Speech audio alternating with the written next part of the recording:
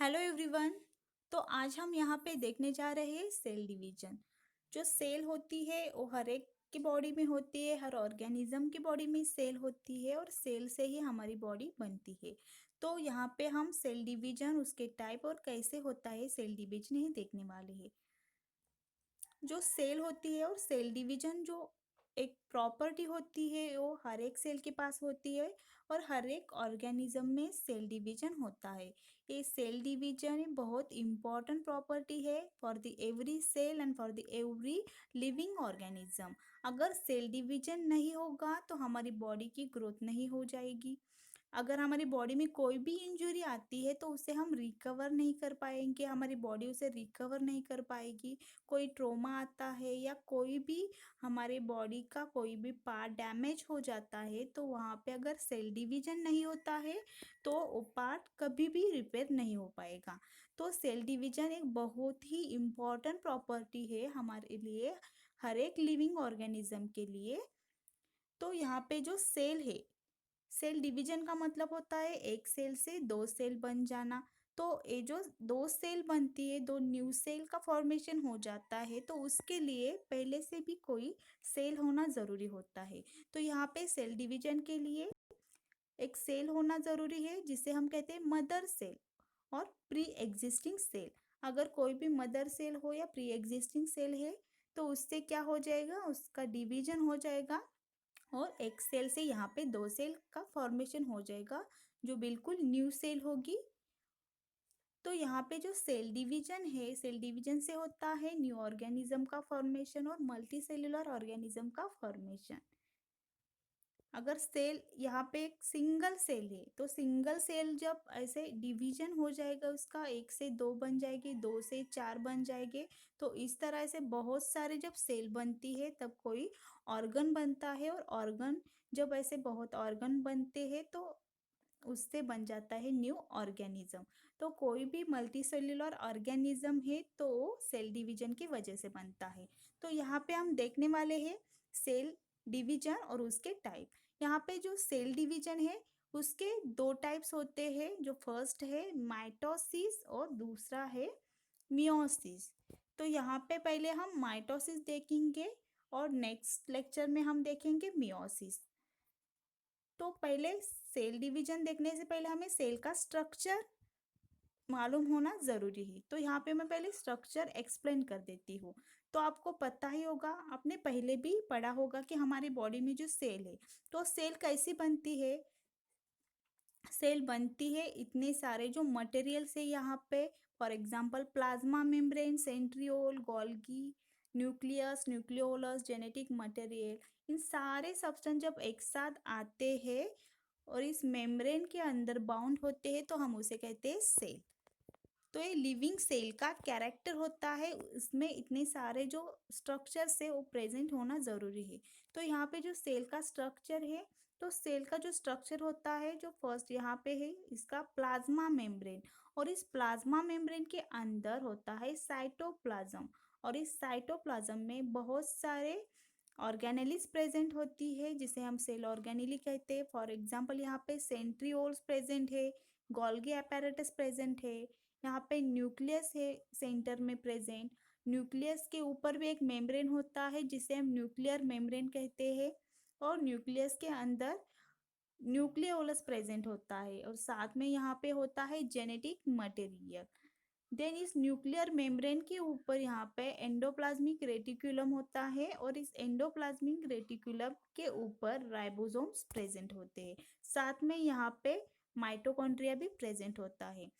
और ये जो न्यूक्लियस है तो न्यूक्लियस के अंदर न्यूक्लियोप्लाज्म होता है। तो इतने सारे जब ऑर्गेनेलिस या मटेरियल एक साथ आते हैं और मेम्ब्रेन बाउंड हो जाते हैं तब एक फंक्शनल सेल फॉर्म हो जाती है। देन ये जो जेनेटिक मटेरियल है इसे हम कहते हैं कि डीएनए होता है। तो जेनेटिक मटेरियल जो हर एक लिविंग ऑर्गेनिज्म में होता है एक्सेप्ट वायरसेस, तो उनमें जो जेनेटिक मटेरियल होता है वो होता है डीएनए के फॉर्म में। अगर हम देखेंगे स्ट्रक्चर को तो ये है डीएनए जो डबल स्टैंडर्ड डीएनए है। जब ऐसा डबल स्टैंडर्ड डीएनए की बहुत लंबी जो थ्रेड प्रेजेंट होती है न्यूक्लियस के अंदर, तो क्या हो जाएगी, कंडेंस हो जाएगी। और कंडेंस होके ऐसे वो पैक हो जाएगी एक पर्टिकुलर साइज में और कुछ इस तरह का स्ट्रक्चर फॉर्म कर देगी। तो उसे हम कहेंगे कंडेंसेशन हो रहा है डीएनए का। और डीएनए का जब कंडेंसेशन होता है तब वहां पे क्रोमोसोम फॉर्म हो जाता है। तो ये है क्रोमोसोम, जिसमें दो सिस्टर क्रोमेटिड्स होते हैं। और यहाँ पे जो स्ट्रक्चर है क्रोमोसोम का, यहाँ पे होता है टीलोमियर और सैटेलाइट साइट, जब भी हम इसे कह सकते हैं। और यहाँ पे दो आर्म फॉर्म हो रहे हैं, जो शॉर्ट आर्म होती है जिसे हम पी कहते हैं, पी आर्म। जो लॉन्ग आर्म होती है जिसे हम क्यू आर्म कहते हैं। और सेंटर में है सेंट्रोमियर। और ये जो सेंट्रोमियर है वो दो सिस्टर क्रोमेटिड को एक साथ जोड़ कर रखता है। तो ऐसे बनता है क्रोमोसोम। तो देन अब हम देखेंगे माइटोसिस। जो माइटोसिस होता है एक सेल डिवीजन का टाइप है। इसमें क्या होता है, इक्वल डिवीजन होता है। अगर एक सेल है तो इसका इक्वल डिवीजन होता है, दो हिस्सों में इस सेल डिवाइड होती है। लेकिन मियोसिस में रिडक्शनल डिवीजन होता है। यहाँ पे जो माइटोटिक सेल डिवीजन होता है एक particularly somatic cells and stem cell में होता है। जर्म सेल में माइटोसिस नहीं होती, जर्म सेल में होती है मियोसिस, वहाँ पे रिडक्शनल डिवीजन होता है। तो यहाँ पे ध्यान में रखने वाली जो बात है वो है सोमैटिक सेल और स्टेम सेल जो है उनमें होती है माइटोसिस। तो इसमें जो माइटोसिस के जो कुछ स्टेजेस है, तो इसमें इसका जो फर्स्ट स्टेप होता है वो है कैरियोकाइनेसिस, जिसे हम कहते हैं न्यूक्लियर डिवीजन। पहले जो सेल डिवीजन के लिए होता है न्यूक्लियस जो होता है उसका डिवीजन होता है। देन न्यूक्लियस के बाद वहां पे साइटोकाइनेसिस होती है, मतलब जो साइटोप्लाज्म है उसका डिवीजन हो जाता है। और दोनों का डिवीजन इक्वल डिवीजन होता है, न्यूक्लियस का डिवीजन भी इक्वल होता है एज वेल एज साइटोप्लाज्म का डिवीजन भी इक्वल होता है। तो यहाँ पे जो फर्स्ट स्टेज होती है वो होती है कैरियोकाइनेसिस की। और उसमें भी 4 स्टेजेस आते हैं, जिसमें फर्स्ट स्टेज होती है प्रोफेज। देन सेकंड स्टेज जो होती है वो होती है मेटाफेज। थर्ड स्टेज होती है एनाफेज एंड फोर्थ स्टेज होती है टीलोफेज। हम यहाँ पे वन बाय वन स्टेजेस देखने वाले हैं कैरियोकाइनेसिस के। तो यहाँ पे जो फर्स्ट है प्रोफेज, तो प्रोफेज के पहले भी और एक स्टेज आती है। तो वहाँ पे क्या होता है, जो भी जेनेटिक मटेरियल सेल के अंदर, ये सेल, सेल में है न्यूक्लियस, न्यूक्लियस में न्यूक्लियोलस है और न्यूक्लियोलस है साथ में जेनेटिक मटेरियल है। तो यहाँ पे एक स्टेज होती है जिसे हम इंटरफेज स्टेज कहते हैं। और इस इंटरफेज में क्या होता है, जो न्यूक्लियस के अंदर जितना भी जेनेटिक मटेरियल है उसका क्या होता है, डुप्लीकेशन होता है। तो डबल होना स्टार्ट होता है। और डबल होने के बाद प्रोपेस में क्या हो जाएगा, ये जो मटेरियल है जेनेटिक मटेरियल वो कंडेंस होना स्टार्ट हो जाएगा। कंडेंस मीन्स ये जो थ्रेड लाइक क्रोमोसोम ऐसे होता है प्रेजेंट न्यूक्लियस में, वो क्या हो जाएगा, कंडेंस हो जाएगा और शॉर्ट होके कुछ इस तरह कॉम्पैक्ट स्ट्रक्चर बन जाएगा, जो शॉर्ट और थिक स्ट्रक्चर होगा जिसे हम इजीली देख सकते हैं या विजिबल होता है स्ट्रक्चर। और यहाँ पे और एक बात होती है, जो सेंट्रियोल्स प्रेजेंट होते हैं उसका डुप्लीकेशन प्रोफेज में हो जाता है। तो प्रोफेज में क्या क्या होता है, जेनेटिक मटेरियल का कंडेंसेशन हो जाता है, जो क्रोमोसोम बन जाते हैं, बनना स्टार्ट होते हैं शॉर्ट एंड थिक क्रोमोसोम। और सेंट्रियोल का डुप्लीकेशन हो जाता है। डुप्लीकेशन हो जाने के बाद दो सेंट्रियोल बन जाएंगे। तो दोनों सेंट्रियोल एक दूसरे से अपोजिट डायरेक्शन में मूव हो जाएगी और अपोजिट पोल के ऊपर जाएगी। तो यहाँ पे दो सेंट्रियोल अपोजिट पोल के ऊपर जा रहे। उसके बाद क्या होता है, जो न्यूक्लियर मेम्ब्रेन होता है वो डिसअपियर होना स्टार्ट होता है। तो सेल के स्ट्रक्चर में हमने देखा था, एक सेल का स्ट्रक्चर है जिसे हम प्लाज्मा मेम्ब्रेन कहते हैं, यहाँ पे न्यूक्लियस है और ये है न्यूक्लियर मेम्ब्रेन।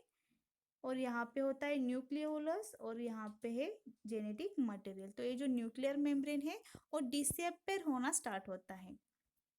इस डायग्राम से आप देख सकते हैं, एक सेल है, सेल मेम्ब्रेन है ये जो दो सेंट्रियोल है अपोजिट डायरेक्शन में आ गए हैं। और यहाँ पे जो न्यूक्लियर मेम्ब्रेन है वो डिसअपियर हो गया है, साथ में अंदर अगर आप देखेंगे तो ये जो डीएनए है, थ्रेड लाइक डीएनए था पहले सेल में, तो वो कंडेंस होके क्रोमोसोम यहाँ पे फॉर्म हो गया है, सिस्टर क्रोमेटिड फॉर्म हो गए हैं और एक साथ आ गए हैं। देन नेक्स्ट स्टेज होती है मेटाफेज। तो मेटाफेज में क्या होता है, जो न्यूक्लियर मेम्ब्रेन डिसअपियर होना स्टार्ट हो गया था प्रोफेज में, तो मेटाफेज में एक कंप्लीटली डिसअपियर हो जाएगा न्यूक्लियर मेम्ब्रेन। इस डायग्राम से आप देख सकते हैं यहाँ पे जो न्यूक्लियर मेम्ब्रेन थोड़ा थोड़ा दिख रहा है, लेकिन जब मेटाफेज आएगी तो वो न्यूक्लियर मेम्ब्रेन पूरा डिसअपियर हो जाएगा। साथ में जो कंडेंस्ड क्रोमोसोम है वो भी क्लियरली विजिबल हो जाएगी, और उसके साथ क्या हो जाएगा, सिस्टर क्रोमेटिड एक साथ आ जाएगी। तो एक क्रोमोसोम है, ये दूसरा क्रोमोसोम है, तो इसके जो सिस्टर क्रोमेटिड है वो एक साथ आ जाएगी। एक क्रोमोसोम है और दूसरा क्रोमोसोम है, तो ऐसे क्या हो जाएगा, जो सिस्टर क्रोमेटिड एक साथ आके वहाँ पे क्लियरली विजिबल कंडेंस्ड क्रोमोसोम का फॉर्मेशन हो जाएगा। देन ये जो क्रोमोसोम फॉर्म हो गए हैं उसका अरेंजमेंट हो जाएगा एट द इक्विटोरल प्लेन। तो इक्विटोरल प्लेन में जो सारे क्रोमोसोम बन गए हैं कंडेंस्ड क्रोमोसोम, तो इक्विटोरल प्लेन में अरेंज हो जाएंगे। देन वहाँ पे और एक होता है जो कि स्पिंडल फाइबर होता है, उनका फॉर्मेशन होना स्टार्ट होता है between the centriole and centromere of each chromosome. तो यहाँ पे डायग्रामेटिकली देख सकते हैं, यहाँ पे जो प्रोफेज में क्या हो गया था, जो सेंट्रीओल है वो अपोजिट पोल के ऊपर आ गए थे, और यहाँ पे जो सिस्टर क्रोमेटिड फॉर्म हो गए थे एक साथ आकर क्रोमोसोम बन गया था। तो यहाँ पे मेटाफेज में ये जो इक्विटोरल प्लेन में ये सिस्टर क्रोमेटिड या क्रोमोसोम एक साथ अरेंज हो गए हैं। अरेंज होने के बाद यहाँ पे एक ग्रीन में देख रहे हैं, ये स्पिंडल फाइबर है, ये स्पिंडल फाइबर फॉर्म हो रहे हैं इन दोनों के बीच में। तो क्रोमोसोम के स्ट्रक्चर में हमने देखा था यहाँ पे होता है सेंट्रोमियर, तो सेंट्रोमियर से लेकर यहाँ से सेंट्रिओल तक इन दोनों के बीच में सिस्टर क्रोमेटिड, और ये जो क्रोमोसोम है इससे सेंट्रोमियर से सेंट्रिओल तक यहाँ पे स्पिंडल फाइबर का फॉर्मेशन हो गया है। देन स्पिंडल फाइबर का फॉर्मेशन हो जाने के बाद नेक्स्ट स्टेज में क्या होता है, नेक्स्ट स्टेज होती है एनाफेज की। जो भी कुछ क्रोमोसोम सेंटर में अरेंज हो गए थे इक्विटोरल प्लेन में, और यहाँ पे क्या हो गया था, स्पिंडल फाइबर फॉर्म हो गए थे। तो एनाफेज में क्या होता है, ये जो क्रोमोसोम है इसका जो बीच वाला जो पार्ट है जिसे हम सेंट्रोमियर कहते हैं, तो सेंट्रोमियर क्या हो जाएगा, यहाँ से कट हो जाएगा, मतलब स्प्लिट हो जाएगा। और स्प्लिट होने से क्या हो जाएंगे, ये जो दो सिस्टर क्रोमोसोम है या क्रोमैटिड कहते हैं हम इसे, वो अलग हो जाएगी। तो यहाँ से अगर इसे कट हो जाएगा ये, तो यहाँ पर भी स्पिंडल फाइबर है, यहाँ पर भी स्पिंडल फाइबर है। तो ये जो स्प्लिटिंग होती है सेंट्रोमियर की, इसके वजह से ये जो सिस्टर क्रोमैटिड है वो एक दूसरे से सेपरेट हो जाएगी, और सेपरेट होने के बाद स्पिंडल फाइबर क्या कर देगा, उन सिस्टर क्रोमैटिड को टुवर्ड अपोजिट पोल ए पुल करेगा, एक खींचेगा सिस्टर क्रोमेटिड को अपोजिट पोल की तरफ। तो ये सिस्टर क्रोमेटिड मूव हो जाएगी टुवर्ड द अपोजिट पोल्स, और जब ये अपोजिट पोल के ऊपर आएगी तो कुछ इस तरह का स्ट्रक्चर दिख जाएगा।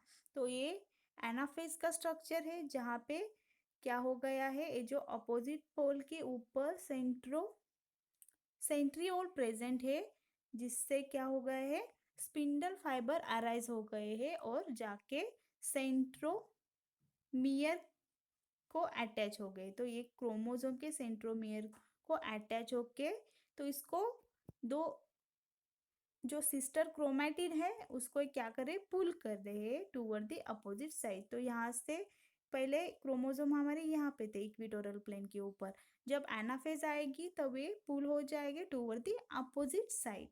तो अपोजिट साइड पर जब ये आएंगे तब नेक्स्ट स्टेज आ जाएगी टीलोफेज।